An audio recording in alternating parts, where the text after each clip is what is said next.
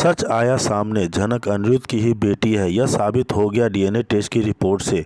वहीं अदिति का भयानक सच अतीत का उसका सामना करना पड़ेगा। जी हां दोस्तों, हम बात कर रहे हैं स्टार प्लस के शो झनक की। तो दोस्तों, आगे बढ़ने से पहले अगर आप हमारे चैनल पर नए हैं तो इसे सब्सक्राइब कर दीजिए, साथ ही बेल आइकन दबाना ना भूलें। वीडियो अच्छा लगे तो इसे लाइक जरूर कीजिएगा। चलिए आगे बढ़ते हैं दोस्तों। अदिति के अतीत का भयानक सच आया सामने, क्या झनक को मिलेगा उसका हक? डीएनए रिपोर्ट से हिलाया पूरे परिवार को। अनिरुद्ध का सबसे बड़ा राज खुलने वाला है। जी हाँ दोस्तों, अदिति जो पहले से ही सच जानने के लिए बेताब थी, जेठू से कहती है, जेठू आप तो हमसे कभी झूठ नहीं बोलते हो, आप हमें सच्चाई बताओ कि आखिर 20 साल पहले ऐसा क्या हुआ था। क्या मैं सच में किसी और ने मुझे 5 सालों तक पाला था? यह सवाल सुनकर ऋषि बौखला जाता है। वो तुरंत बोल पड़ता है, तुम्हें हमारी बातों पर विश्वास नहीं है, तुम अपने माँ बाबा पर विश्वास नहीं कर रही हो। लेकिन दोस्तों, इस बार अदिति गुस्से में पलट कर जवाब देती है, नहीं, मुझे आप लोगों पर विश्वास नहीं है, आप लोग झूठ बोल रहे हैं। और फिर वह जेठू से आग्रह करती है, जेठू आप हमें सच्चाई बताइए, क्योंकि आप ही उस समय वहाँ पर थे। और फिर वह अंजना रानी का नाम लेती है। अंजना रानी कहाँ है? वह भी तो उस दिन कुछ कह रही थी, मैं कुछ सुनी नहीं, मैं समझ नहीं पाई। जो भी चीज़ें हैं मुझे क्लियर बताइए, मुझे सच जानना है। और दोस्तों, इतना कहकर अदिति फूट फूट कर रोने लगती है। उसके मन में इतने सवाल हैं कि पूछिए मत, कि वो इतनी उलझनों में है कि वो कभी उस चीज़ को बता नहीं पाती है, और वह बस किसी भी कीमत पर सच जानना चाहती है। और दोस्तों, यहाँ पर होता है सबसे बड़ा खुलासा। जेठू और अंजना रानी जो इतने सालों से इस राज को अपने अंदर छिपाए बैठे थे, अब उन्हें इस राज को खोलना ही पड़ता है। जी हाँ दोस्तों, राज खुल जाता है और अदिति को सच पता चल जाता है कि वह छोटी थी तो उसे किसी ने किडनैप कर लिया था और उसने नूतन ने पाला पोसा था, उसकी देखभाल की थी पूरे 5 साल तक। उसके बाद अनिरुद्ध ने उसे वहाँ से वापस लाया था, और यह सब झनक ने बताया था, नहीं तो वह वहीं गांव में ही पली बड़ी होती। यह सब जानने के बाद दोस्तों, अदिति के पैरों तले ज़मीन खिसक जाती है। उसे विश्वास नहीं होता कि उसका अतीत इतना भयानक हो सकता है, और वह ऋषि और अनिरुद्ध पर इतना गुस्सा करती है कि आप उन लोगों ने मुझे इतने सालों तक यह सब चीज़ें क्यों नहीं बताई। उसकी आंखों में गुस्सा, उसके दिल में दर्द और उसके दिमाग में सवालों का एक सैलाब उमड़ पड़ रहा था।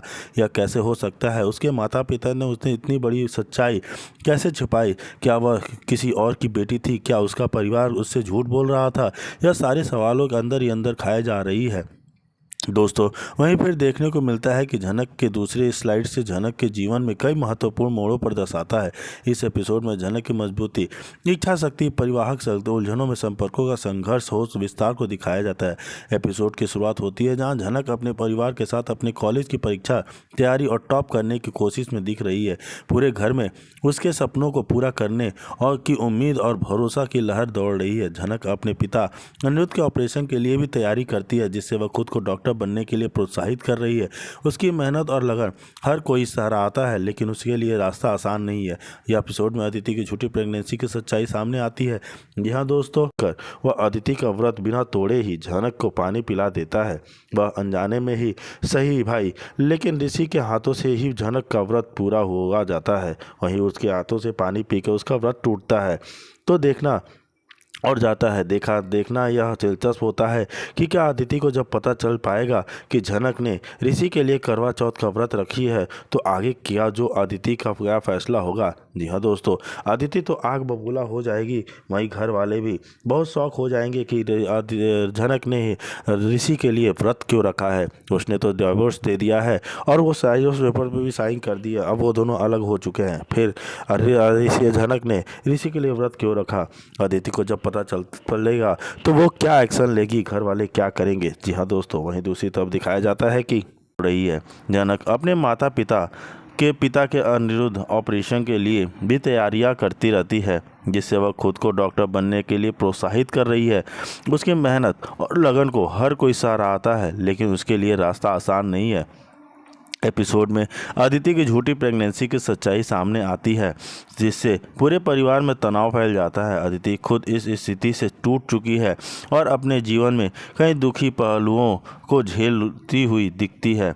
घर में उसकी आर्थिक और भावनात्मक स्थिति कमज़ोर होती जा रही है। अदिति अपने माता पिता के अपनापन न मिलने की पीड़ा व्यक्त करती है, साथ ही अपने पिता से सही सम्मान और प्यार न मिलने की तकलीफ बताती है। इसके कारण वह झनक और ऋषि के बीच दूरी और जटिलताओं को बढ़ाने की कोशिश करती है। ऋषि झनक के प्रति अपनी जिम्मेदारियों को गंभीरता से समझता है और उसे भरोसा देता है कि सब ठीक हो जाएगा। वह झनक को आश्वस्त करता है कि वह उसके साथ है और हर मुश्किल में उसका सामना करेगा। जी हाँ दोस्तों, कॉलेज ऋषि झनक को कॉलेज से लेने जाता है, जिसमें कि गहरा झटका लगता है और उसकी सोच और उलझ जाती है। इसी बीच झनक कॉलेज में अपने टॉप करने की खबर से परिवार खुश होता है और उसके सपनों की तरफ एक बड़ा कदम होता है। झनक का मेडिकल फील्ड में बड़ा नाम बनने का सपना और उसके पिता अनिरुद्ध के ऑपरेशन की तैयारी भी इस एपिसोड में दिखाई कर गई है, जो कहानी में आगे के संघर्ष और उम्मीद की कहानी जोड़ती है। ऋषि झनक के प्रति अपनी जिम्मेदारी निभाने की कोशिश करता है और उससे कहता है कि सब ठीक हो जाएगा, जिससे झनक को कुछ हिम्मत मिलती है। लेकिन अदिति कारगुजारी से परिवार में तनाव बना रहता है। एपिसोड के अंत में झनक अपने परिवार से दूर जाने का मन बनाती है। वह एक पत्र लिखती है जिसमें अपने दिल की सारी बातें होते हुए अपनी नई शुरुआत का संकेत देती है। परिवार के लोग उसके फैसले से आहत होते हैं, लेकिन समझने की कोशिश करते हैं। यहाँ दोस्तों, एपिसोड परिवार, सच्चाई, संघर्ष और सपनों के बीच झनक के जदोजहद को पूरे विस्तार से दिखाता है। साथ ही दर्शकों को भावुक और तनावपूर्ण दृश्यों का अनुभव करवाता है। इसका अंत संदेश उम्मीद और आत्मविश्वास के साथ आगे बढ़ने का है, जो कहानी को और मजबूत कर देता है। जी हाँ दोस्त, एपिसोड काफ़ी घटनाओं और भावनात्मक उतार चढ़ाव से भरा हुआ था। इस दिन झनक ने सबके सामने एक बड़ा खुलासा करते हुए घोषणा की कि ऋषि उसके पति हैं। यह घोषणा पूरे परिवार और घर के माहौल को हिला कर रख देती है। लोगों की नज़रों में आश्चर्य, असमंजस और हैरानी की लहर दौड़ जाती है। ऋषि खुद भी इस बात को लेकर अंदर से उलझन में रहता है, पर झनक की आंखों में दृढ़ विश्वास और अपनी बातें कहने की पूरी जिद साफ नजर आती है। इस घोषणा से पूरे परिवार, घर के रिश्ते और परिवार का ताना बाना बदल जाता है। ऋषि झनक से कहता है कि वह गांव वापस जाए, लेकिन 7 के बाद वापस लौट आए और वह उसके लिए पढ़ाई और रहने सहन की व्यवस्था करेगा। झनक अपने मन की बात कहती है कि वह अकेले बस में बैठकर गांव चली जाएगी, उसके लिए का डर नहीं है। वहीं दूसरी ओर अदिति झनक और ऋषि के बीच की इस स्थिति को लेकर तनाव में है और झूठी प्रेगनेंसी से झूठा खुलासा करती है, जिसके रिश्ते और भी जटिल हो जाते हैं। पुलिस कमिश्नर ने ऑफिस में कृष्णानंद ऋषि के खिलाफ सारी साजिश रचता है। वह पुलिस को ये कहकर उसको उकसाता है कि ऋषि ने झनक को दबाव में रखा है और उसने पुलिस शिकायत दर्ज नहीं की होने दी। यह कहानी और भी पेचीदा हो जाती है जब पुलिस झनक से सवाल करती है। झनक अपनी सच्चाई और अपने एक्सीडेंट की पूरी घटना को गंभीरता से बताती है। ऋषि ने उसका इलाज करवाया और उसके लिए जिम्मेदार वह खुद है। घोषणा की ऋषि उसके पति हैं। यह घोषणा पूरे परिवार और घर के माहौल को हिलाकर रख देती है।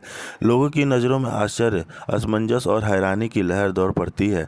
ऋषि खुद भी इस बात को लेकर अंदर से उलझन में रहता है, पर झनक की आंखों में दृढ़ विश्वास और अपनी बातें कहने की पूरी जिद साफ नजर आती है।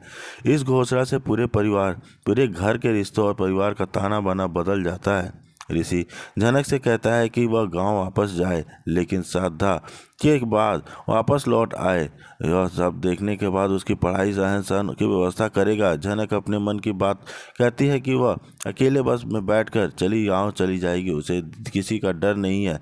जी हाँ दोस्तों, वहीं दूसरी तरफ अदिति को जब सच्चाई का पता चल जाता है, उसके माँ बाप तो कुछ नहीं बताते हैं। वो लोग कहते हैं बस वो झूठ बोल रही थी लड़की, हमें पता नहीं था कि तुम उस गांव में रह रही हो, तुम वहीं पर हो।